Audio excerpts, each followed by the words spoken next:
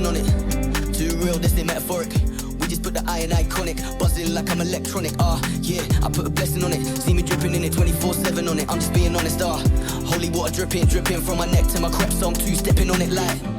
Hey everybody, I'm Tiffany Foy. Welcome to the Ramblin' Gypsy podcast, and we are out on location today. We are not in the porch. We are not in the she shed. We are with Rich O'Toole, and we are actually at a studio in Helotes, Texas. Yep. Stone Creek Sound. And been to a few studios before.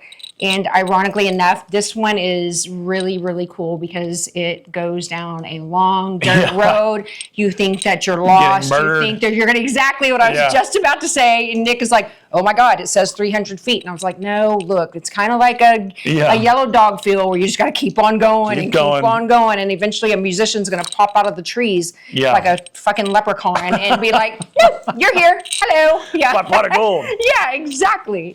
No, I think it's great that it's hard to get to. I do too. Because you feel more safe. Like I don't feel weird leaving like nice equipment here because I'm like you got to really plan it out to rob this place. But no, don't jinx it. But it's at first you're like, there's no way there's a studio here. Yeah, there's no that's way. exactly what she was. And if I hadn't been to a couple of this, that I would have been like, I thought for sure you'd exactly call me. right. I think you'd call me and be like, well, are you sure I'm here? Because everyone does. I'm like, keep going. Yeah, keep going. Yeah, you're gonna pass that old boat, and then you're gonna pass there's a plastic chair that's been there since the '60s. That you're gonna There's so many stories of that boat too. Yeah, so there's I can imagine. Yeah. There's about 4, 5, 6, 12 boats in that one pasture there, and cars, and they tried to get rid of it, and they like the kids that own that, or I don't even know the story, but they drove it like to the highway and all the wheels fell off. So they were just dragging like a trailered boat and it like stopped in the middle of the highway. They brought it back. So that's why it's like, okay. I mean, where else are you going to take it at that point? Cool prop. They should just put it in the front yard here and like, let people sit on it or something. It would make a nice decor. I mean, you feel better drinking on a boat. So why not just be in a boat? Just be in a boat. Yeah. Yeah. Like a good water hose and a nice sprinkle. Yeah. It's like on a hot day, just pretend you're out there. Yeah. Yeah. So what are you doing in the studio? We're doing a track right now. I'm doing a bunch of cover songs with my friends. So it's kind of be like Rich O'Toole and Friends. And this is the first one. We're covering Tumbling Dice by the Rolling Stones. Yeah. And so we got Ray Wiley Hubbard's coming to sing on it. And he's been kind of an idol of mine and somewhat recently a good friend. And so we've just been, I asked him and he said, yeah. So we're going to do, like all my friends in the music biz, we're going to try to do like 10 tracks and have each person like pick a song they like. Nice. So from Rolling Stones to, Baby's Got Her Blue Jeans On. To and all kinds of cool songs that I just like. Yeah. So people like that stuff. I mean, I'm sure they get tired of my own original music, so. Not necessarily. Sure. I know, but still. I don't think. Yeah.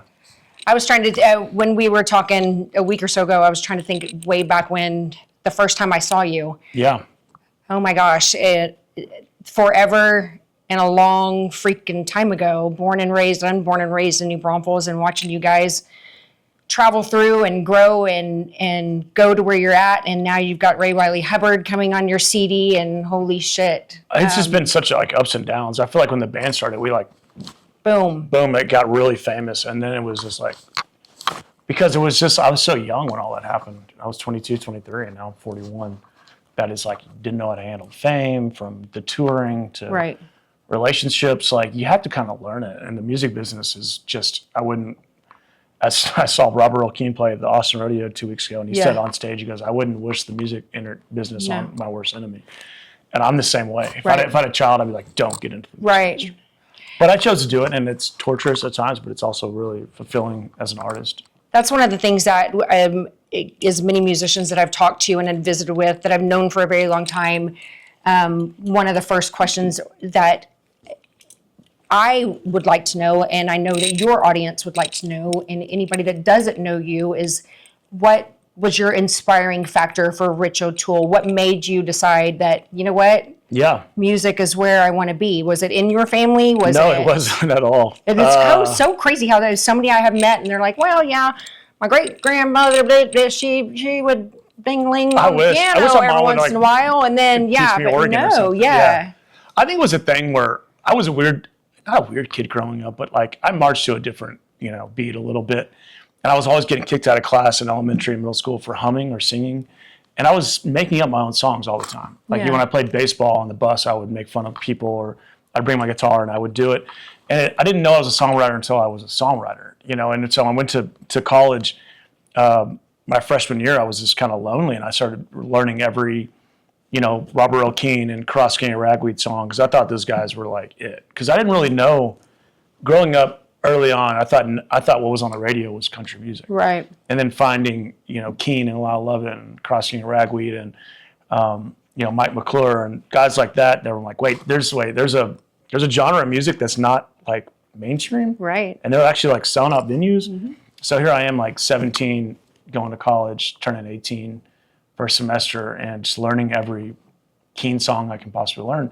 And then I started writing my own music, and I was winning kind of songwriting contests around town, and I was putting songs together. And I met producers that were like, these are good songs. I'm like, really? I just verse, chorus, bridge, chorus, out. And I would just make up songs, and they were decent. Yeah. And we got lucky. We had our first song like go number, I think, 3 on the chart when I was like 23. So I didn't really have to go into a real job. I was not from a family with money, so there's a lot of, in this scene, there's a lot of rumors I'm from like a trust fund. No, I was raised lower middle class. I was raised lower middle class. My mom barely helped me pay for college, and that was it. And I had to struggle, and like anybody else. And so I was forced into, when we had a song go number 3 on the radio, I was kind of forced into putting a band together and touring full time. And then there wasn't a lot of bands. You remember back in the day when like Randy and Wade and Ragweed and Keen, there was maybe like 16 bands. Mm-hmm. Now there's 14,000. Mm-hmm. So back in the day, like you could literally play Jason Boland style, Monday, Tuesday, Wednesday, Thursday, Friday, Saturday, do laundry on Sunday, Monday, Tuesday. So I think my first 5 years, I probably played 315 shows a year for 5. I just lived inside of a van touring and learned how to make ramen noodles in a truck So stop. it sounds like to me like this all happened so quick, so fast. You were writing a couple songs. You ran into who? I ran into the guys that were running KB Talent, who's Bruce Kalmick and Ricky Brown at the time. And Bruce Kalmick has gone on to now manage Whiskey Myers, the biggest bands in the scene. Right. He's a genius. And those guys kind of took me under the wing, and then, you know, started managing that stuff. And I think for me, I got burned out probably after like 6 or 7 years. And that's where I was like doing this a lot, because I was like, I've been doing this for so long. Right. But I'm still so young. So what do I do? And so I'm lucky I never quit. You know, there's probably years where I probably only did 40, 50 shows, which seems like a lot, but in our genre, that's like nothing. Yeah. That's maybe playing every Friday, Saturday night. Right. Yeah. So, yeah, it's just our 8th album came out this year called Ghost, and we're working on another record, and we're working on this cover record, and the band's still playing. So I'm very fortunate that I still get to do it. But just navigating around a lot of it, like we talked about in the scene, you have to be okay with like your name being mentioned sometimes in not a nice way, or having to miss people's funerals and weddings. Mm-hmm. The sacrifice you make mentally to be in the music industry is extremely tough. Yes. Yeah. Yeah.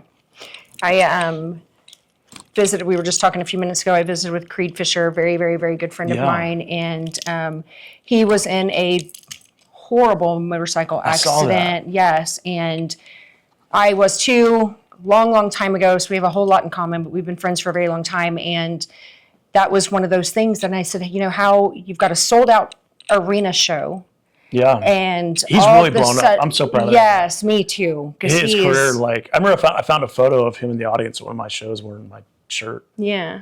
And we always say, like, I should have befriended him when he was nobody, but now he's like huge. It's like you go feel bad, be like, "Hey, Creed, let's write again." It's like, sorry I didn't pay attention to when you were doing. Remember me? But now you're way bigger than I am. So it's just so crazy to watch how the music circle works. You know? Really is, I mean, it's crazy. I remember, but was going back with the whole Creed deal was how did the crowd accept you not being at that show? I mean, you have a sold out. What happens? Yeah. And he was like, they were so sincere, so forgiving, so gracious, which goes to, like you're saying, it's one of those things. You cannot just, all of a sudden you have a cough one day and... No, the show must go on. The show must go on. I own multiple businesses, and I'm thinking for all you little fuckers that can't show up because you stubbed your toe and what have you. Yeah. Can you imagine? Even when my voice would go out, I would just make the bass player try to sound like me because the show had to go on. Right. Now I'm seeing, because of I call it the post-COVID renaissance. After COVID made it so easy to cancel that people got kind of like not addicted, but they got used accustomed, that's the word, to canceling. And it's like, there's no canceling. No. I broke my neck in 2017. I don't know if you see the scar. Yes. Yeah, in the back of an Uber. It was terrible on the way to a radio station. And literally 3 weeks later, I was back on the stage with a neck brace. And the doctor's like, you're going a little soon. I was like, we have shows booked. I got to pay rent. I just bought a house. Mortgage is due. Yep. I got to get out there. So I did like 30 shows in a neck brace. And it was embarrassing. I hate seeing the photos of like fans of me in a neck brace. But that's not embarrassing. But I mean, I had a knee replacement. I have had a hip replacement. I was at the Houston rodeo 2 weeks after my hip replacement. I walked into the office of my surgeon, and he knows me very well. He talked to me and he said, do you think that his question was, where's your apparatus? I'm thinking, an animal, my emotional support four-legged friend. And he said, you don't have a walker? You don't have, where's your crutches, your cane? And I was like, well, no, I'm not doing it. No. And he said, okay, go ahead. You think that your knee surgery was bad? He said, wait until you're walking around and you pull that hip socket out and hold it in your hand. And I was like, oh, okay, fine, I'll get a cane. So I did. Me like saying that. I got a cane and I blinged it all out and oh, you're a pimp. Oh. Yeah, there you go. And then get dropped off at the Houston Livestock Show, and there's only one place that they can drop you off, and I have to walk 487 miles. And then where the seats were all the way to the bottom. And all I wanted to do was sit on the thing and just roll. But there's that break, where you got like a little aisle break. And I'm like, how the fuck am I going to get from one to the next, to the next, to the next? No, I hobbled all the way down there. And then when I had to pee, I just thought maybe I could just pee myself and then maybe just waddle back up and whatever. Because there's no getting all the way up there and coming all the way back down. It ain't going to happen. You should have worn some Depends. You could have worn some Depends or something. Hey, we've shared a video of me where look at Nick's face. She's like, please don't tell the world that you peed in a diaper when we were driving to Dallas. I did. I mean, I'm not going to pull over it. I was in my big rig, and I mean, it's, you went around in buses or whatever. Dude's going to pee in Gatorade bottles. Well, I mean, it's hard for y'all. Well, that's why you need to get in a goat diaper. I did. Okay. Well, the goat diaper wears Huggies size 7. Yeah. It was just fine. My next song is called "She Did Pee in a Goat Diaper." Thank you. So that's not a big deal. Yeah. See? I already had that written before we met. So love it. I love it. Tom Shepard was writing one about Fiona, my lemur, that says, fuck around and I don't know. One of my hats said something. But anyways, he's got this whole song written. I love Tom. Oh my God, hot mess. They're the absolute best. Yeah. So, anyways, we went peeing in a diaper to the hip. The hip replacement. Yeah. We were talking about your broken neck shows and not quitting. Yeah, I just never. That's for better or worse. I'm just not a quitter. Same. So that's the thing to me is like I tried to. I mean, it dived into a little bit of my past. Like I've tried to go sober twice. I don't really have trouble with drinking. I just love it so much. Right. And a lot of times, like I'm sober now because I give it up for Lent, but I try to work on it because I'm not like a thing where I'm like, it didn't work for me. It's like, well, I think it can. You really do love red wine when you cook, Rich. So let's figure out how to make it work. And that's not the best advice. And I don't advocate that for people that. But I'm a wino. But it's like, man, I just love. I love my wine. So for better or worse, I never quit. And that's the hardest. I think that I've had that trouble in relationships because I've kept relationships going longer than they should in my love life because I'm not a quitter, and that can be bad too. But we have a lot in common. Yeah, we have a lot in common. Tough. Yeah, cooking. You have it in here. Cooking and red wine and holding on to shit we shouldn't hold on to. That's lessons. That's song number 2 on the next album, by the way. Yeah. On the next record, yes, exactly. Comes. Yes. I should have quit her a long time ago. Yeah. Quit her and the diaper a long time ago. Luckily, I was wearing the goat diaper. Yeah. in the relationship. Oh my God, this is too good. This is too good. What I was thinking about when you were talking about how it was everybody growing up and being accustomed to when the music world was, in our world, was small and it was little, was when I was at Hastings in New Braunfels. Oh man, back when we were making money in the music industry. Holy shit. And I remember Pat Green coming up and he was like, hey, look, I ain't ever been awake at 11 o'clock. I'm going to need everybody to just shut the hell up. And I was like, look at this mother sucker here. Yeah. And I'm thinking, and I will never forget that moment. And that was so long ago. That was so long ago. So long ago. You got to remember people were making money back then, because when we were, I think I made more money with music 10 years ago than I did now. And now we're 3 times bigger than we were 10 years ago. So it's like with Spotify, we're barely getting money, but that helps us make money on ticket sales. Right. That's where you're making your money. But back in the day, man, I mean, you'd sell $3,000-$4,000 of CDs a week. Right. And you're getting checks. Huge.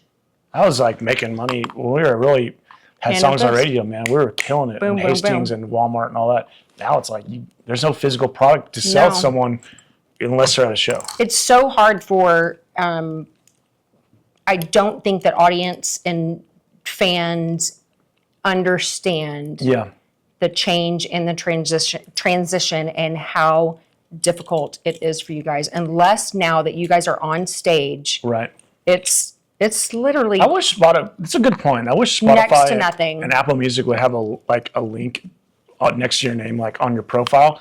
That's like donate to the artist, not for. And look, there's a thing where you can set up in Spotify with a charity, and maybe there's a thing where like donate to the artist and the charity. But like if you're listening to, Cross Country Ragweed, 1,700 times in a week getting ready for their concert, they're making no money on the streams. No. But if you're using their music like so much, 0.003 cents. Yes. So it's about 10,000 streams for maybe a $1.05. Big Mac. Yeah.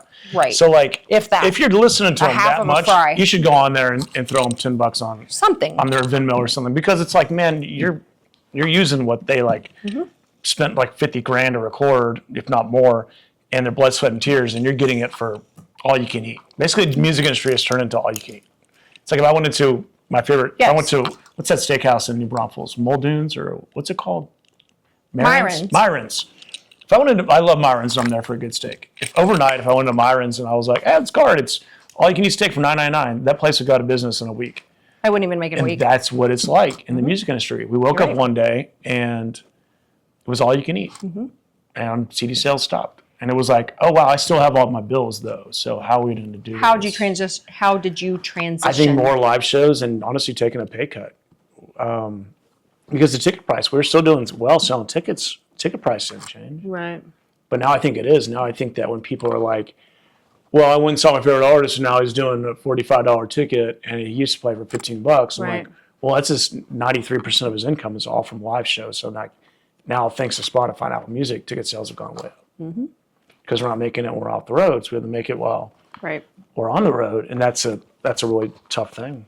Not saying that I don't agree. I think Spotify has opened the doors for me a lot to get my music out there. But you do take a pay cut with that. Yeah. Yeah.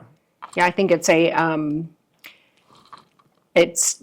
blessing and a curse, so to speak. I think it's great. Is very helpful for introductions for people that are not here, not in the U.S. or whatever, that are discovering Rich O'Toole. But it's also at the same time, what is it really doing for you in your backyard? I think it's important for people to understand that if you guys do not go see the artist, if you do not go to the venues, merch is a huge deal that helps you guys, I mean, immensely. A lot. I should even do more than I do. I mean, I'm trying to use my brand to now market other stuff, because it's like, man, you kind of want more of a second and third income than just live touring. Right.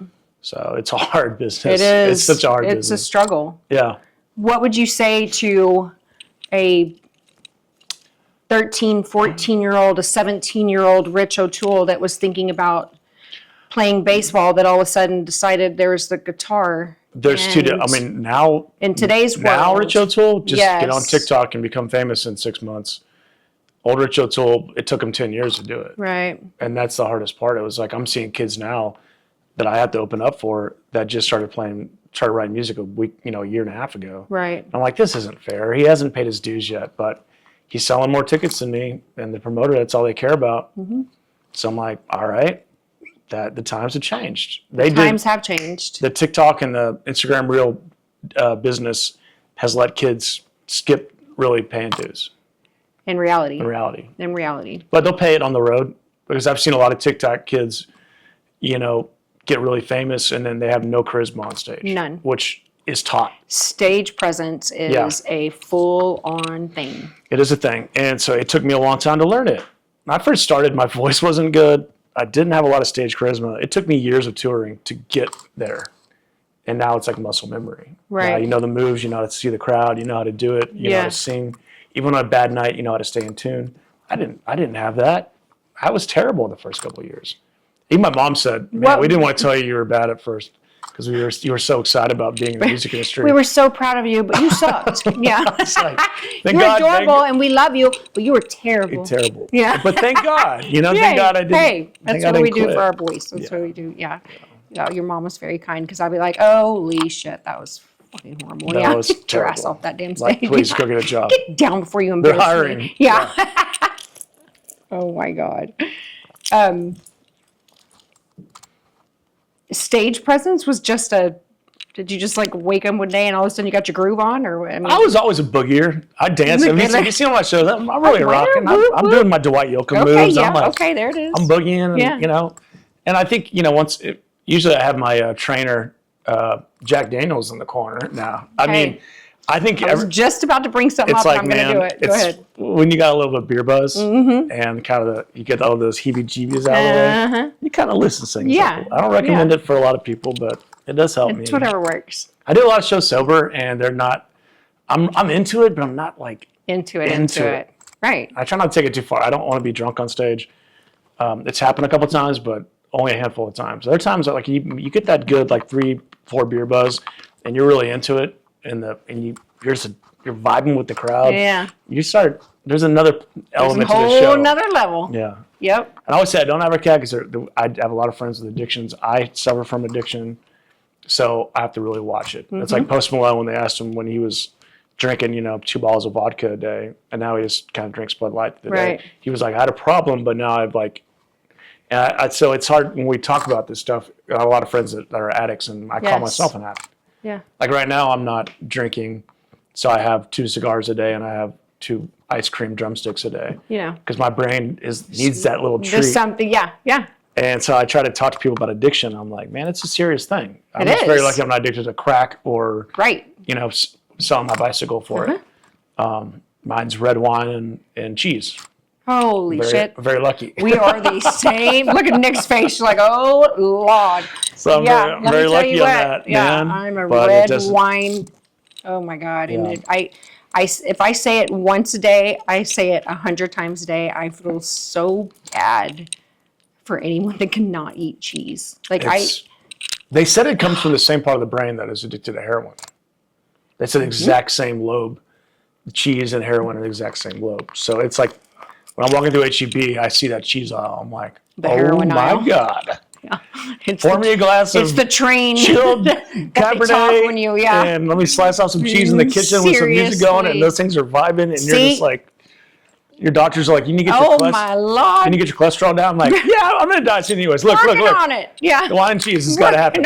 Okay, it's got to happen. And then a slab of dark chocolate. Oh and no, everything is the dark perfect. chocolate. Yeah, you start fading the dark chocolate. Oh my God, I can't. It just gets. I cannot. It just gets romantic. Yeah, that's that's insane. Okay, I was just about to ask. Oh, I know. We were just talking about the wiggle. Yeah. The whiskey wiggle. And yes. And it's so funny because you have friends and and you're like, oh, they're definitely not on the wine tonight. They're on the whiskey, the tequila, or the this, or the that, or the whatever. Well, Eric Middleton, which is my baby child, my little baby man child. And that one, I tell you he's awesome. Yes, he is. Little shit. I was supposed to go see him in Lukenbach last week, and there was literally, I just moved to, if y'all are watching from home, I sold my house in Houston and I moved to Fredericksburg like 3 weeks ago. ever since then, like my schedule is just like whoop, because I didn't realize how much live music's out that way. Oh my gosh. When I was living in Houston, I was just like hanging We're out there with my all the time. I was just hanging out with my banker and oil gas friends, and I'm like, I go see a concert once a week. Now in Fredericksburg, Oh, it's like New I have Braunfels. It's 7 days a week. 7 DMs. Hey, I'm playing at this, Yeah. playing at that. Yes. And Eric sent me, he's like, please swing by. But Yes. I was like, I'm double booked. I'm like, I want to go see it, but I already told this person I go see him. Well, he's one that I can tell exactly, or if he's being lame as shit up on the stage with his little bow-legged, what's that, double jointed, and when all of a sudden he'll get this wiggle in, and I'm like, okay, look at that little whiskey just kicking in. Or if he's not, I'm like, he'll take 3. I crave a good old fashioned. So good. Oh my goodness. I'm Irish Catholic, O'Toole. And yes, that's my real name. I get made fun of a lot because it's easy to make fun of. When you have Toole in your last name, you're an easy target. But Irish Catholic. So me and my brother and dad on the whiskey are probably like, I think we're a little feisty. So I watch my whiskey in public because I'm like the nicest guy in the world. But if I have that like 5th or 6th whiskey and someone bumps me, I'm like, what did you bump me for, man? Yeah. I have that like dark side on Lord. whiskey. So I'm like, I stay away from it in public. But on the back porch when you're sipping whiskey and you're by yourself with a cigar, And a good cigar. the world's right. Have you been to the Elk Store? Yes. It's a very good I friend love of that mine. place. And Yeah, he's actually cousins with a friend of mine from Houston, Yeah. so we probably know the same people, a lot of the same people. So that's very good. Yeah. The old fashions of the old fashions. Have you had the s'mores one? Have you had the? I've only had the original from them. Oh, you have no idea. Oh my god! I think we There's should do like our up to 10. second podcast. Should be at the Elk We Store. will. Todd is very good. Yes. Yes. Todd would yeah. love that. Oh, he would. We Yeah. just did. He was the first one of our Wandering series He's that we awesome. did. Yes, I love him and his wife Michelle. She's amazing, and yeah. Yeah, A very I think good they time. moved out to Mason, right? Or he was telling. I shouldn't like talking his business on the podcast. No, he's But, all about it. We he's- send people there he's great. all the time. He's awesome. Yes, He knows phenomenal. his wine too. Like he knows his wine. His rosé. Yeah. You know what you should do? I just had this awesome idea. You should open up like a wine tasting place with kangaroos, where you can like pet a kangaroo while you drink wine. I would be there like every day. It's like my living room. Yeah. You Okay. can have a lemur sit on your head. Yeah, a goat that will, want to eat your. He just had peanut butter. Or she just had peanut butter the other day, and that was a mess. How many? So instead of mowing my lawn, could you just bring like goats over? That's exactly what you want to happen. Okay. I'm gonna have to bribe you with like wine and be like, hey, look, Yes. I'll trade you 4 bottles Look, of we're wine. gonna put this one in the backyard. We're gonna go. We're gonna go on a little Main Street run. We're gonna come back, and your shit's gonna be mint. Be like, It's gonna look "Please, so take care of good. it." It's gonna look so good. Yeah, we'll do some before and after photos. We'll add it to the Tiffany Collective edition. It'll be great. We'll tag the Foy Farm. Yeah. Please. This It'll sounds- be so good. This sounds perfect. Yeah, it'll Yeah. be good. So let's before we wrap up, we've got where can everybody find you? Yeah. Where are you at? What's on the tour schedule? I say the main 3 because it's so hard to keep up with. I mean, we have a decent following on TikTok, but just Facebook, Instagram, Twitter, at Rich O'Toole on Twitter, and then Facebook's Rich O'Toole Music. And the reason it's Rich O'Toole Music is this is the funniest thing ever. When I was at A&M, and it was 2003, Facebook just started out of Harvard, and you had to get on Facebook, you had to have a college ID or college email. Remember, it wasn't open to the public yet. It was only for college students. So my buddy was going to Harvard at the time. He was like, there's this new thing called Facebook. You should get on. It's about to blow up all across like colleges. I made a profile. My profile name was facebook.com/rich. I own that. And when the band started, I deleted it and went back and got facebook.com, Rich O'Toole Music. And the whole time I'm like, dude, you would have been the owner of the coolest friggin' Seriously? Facebook thing of all time. I've had so many stories like that where I've had like funny opportunities and I just didn't see it in front of my face, which we did at the time. We didn't know what it was going to become. Yeah. It's the same way I was looking for a job when I moved to Kyle, Texas, and I was living with Pat Green's keyboard player. I think my roommate was working. He came home and he was like, I was like, I need a job, man. Music's not really paying the bills, and I really got it. He's like, there's this guy making bear-proof coolers out of his garage. He's hiring. It's like $12 an hour. And I was like, what are they? He's like, he's selling for like $500. I was like, I don't think anyone's going to buy a $500 cooler. It was Yeti. Yeah. So I would have been like the 6th employee at Yeti. So, Yes. Mr. Yeti, if you're still looking. And I'm your number one customer. I should be on a private jet right now, but I'm not. So please reach out. A lot of people have their addictions, like we were talking about. You know, the heroines, the cracks, the alcohols, the cigars, the animals.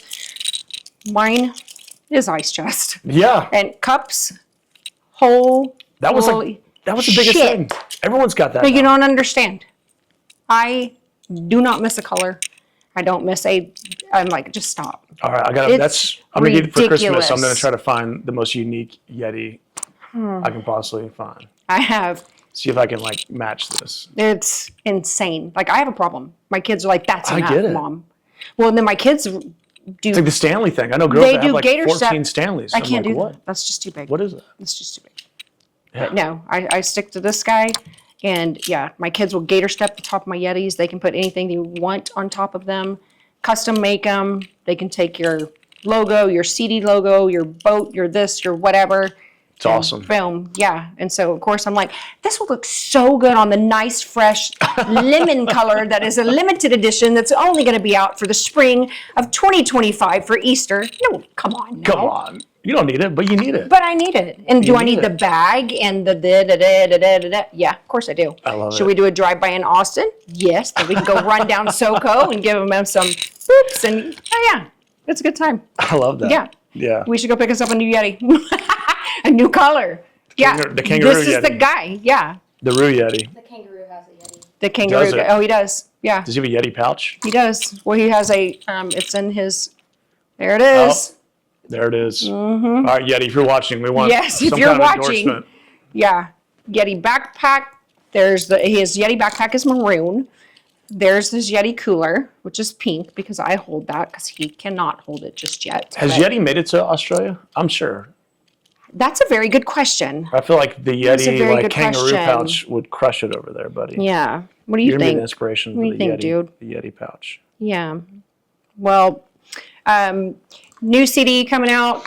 Yeah. It's so new funny how I album, say that. I say CD all I the say time. the same thing. I'm like, you have a I new just CD? did it the other day, and who were we talking to? And I was like, forget I said CD. We're bringing out the 8-track. So if you still have if y'all even know what that is, that's because you're our age. Yeah. Yeah. You should probably get your prostate checked. Hey, you need to do that.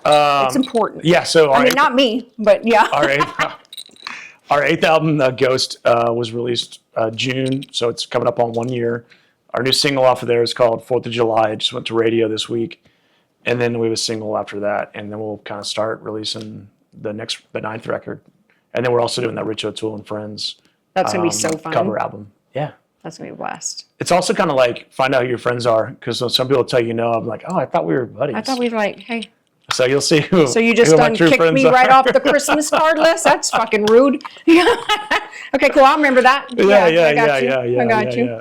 No, it'll be fun. That's going to be fun. Yeah. Well, Thank you for having me. This is so much fun. Thanks for having us here. Yes, this is it's epic. a cool place. We love it. This is Buckaroo's first studio, you guys. Oh, what? Very first Oh, there's studio. There's his ears. He was hippity hopping and all over the place. This He is was. his buddy Rich O'Toole. Yes. Because That's bananas. they have 3 toes. So one this giant one, toe? yeah, this was their protective mechanism. So this one will actually stick out. Yeah. They can So when they they're can- adults, they can like hurt someone with that. Right. Well, they'll get you if they want to. Yeah. Their tail is actually called the fifth leg. Yeah, because it kind of like that's where they remember those chairs where you can like sit. You can Yeah, stand well, it and don't sit work for me. at I the just same flip time. out of anything. Yeah. But yeah, he is actually just starting to get his balance with his fifth leg, and he's really starting to hippity hop around. But yeah. No. So they have their big one toe over here. This one is just like a side balance, but this is the one that they operate it like a thumb, and they will Okay. scratch and do, but they'll take it. And if you notice, it has split. Oh, I see that. See how it has two little What nails? a unique animal. That is amazing. Yeah. It's like God's work, man. Well, that's That kind of funny just- that you mentioned that because they call this the devil's toe. The devil's toe. Just saying. I don't know. But that's rude because they're so sweet. They're so sweet. I would never He's call so you devil's sweet. toe. Yes. Yeah. But he goes everywhere we go. I love it. Yep. We just kind of run around and surprise everybody with God It's a knows great mascot. what. Or I wouldn't call him mascot. I just He's call a it the great. trooper. He's a Yeah. trooper. He's a good boy. Well, thank you so much. This has been It fun. was a blast. Yeah, we'll do round 2 We're at doing the Elk round store. 2, and we've got plans at the Elk store, and we got plans for, Yeah. yeah. We'll And do the a third one, We'll do a wine and cheese tasting live on the podcast. Hell yeah. We should do that. we're going to do it. Yeah. We're coming at you, Todd. Watch out, Todd. And cut. That's our favorite part. I put a blessing on it, see me dripping in it 24/7 on it. I'm just being honest, holy water dripping from my neck to my crepes, so I'm two-stepping on it like